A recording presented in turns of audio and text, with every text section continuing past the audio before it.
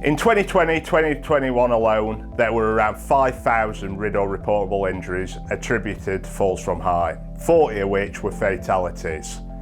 In fact, 20% of all workplace fatalities are as a result of falls from height. F*** me, way to start on a positive note, Jack. On the upside, there's lots of things we can do to make sure you and your colleagues are not included in those statistics this year. So, in this Toolbox talk, we're going to go through the main things to prevent you from falling from height. First and foremost, work at height should be avoided wherever possible. If a task can be done from ground level, I can 100% guarantee that you will not fall from height. Do a George Michael. Some examples of this are using a pole to clean windows or using a drone to do inspections. Obviously, this is not always possible, but make sure you consider this first. So let's assume you do have to work from height. Picking the right access equipment is essential. A key element of managing work at height is to isolate people from the hazard. So equipment such as handrails around platforms, scaffolds and scissor lifts are a great choice of equipment as they're very stable and prevent you from getting close enough to the fall from height hazard to actually fall. Other equipment such as cherry pickers are great for reaching those tough to reach spots. However, they do have a nasty habit of acting like a trebuchet. So, when you're using cherry pickers or most other access equipment, you'll be required to wear a harness and an appropriate lanyard. Full restraint lanyards are always preferable as these stop you from getting close enough to the fall from height hazard to actually fall.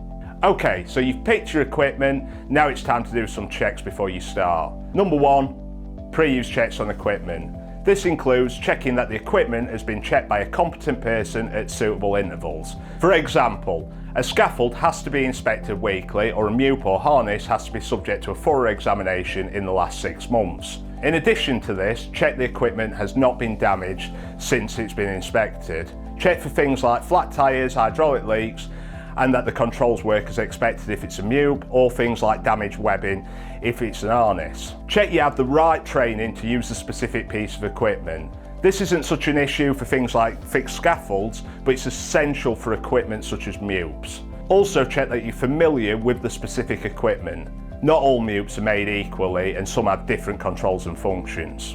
Check that you have a documented plan of what to do if you or someone else in your team gets stuck and needs to be rescued from height.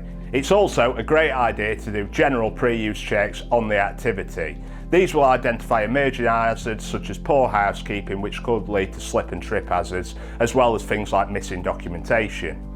Finally, I have not mentioned anything in this video which will not be stated in your risk assessment and method statement. So please make sure that you've read, understood and signed your RAMs before you start the task.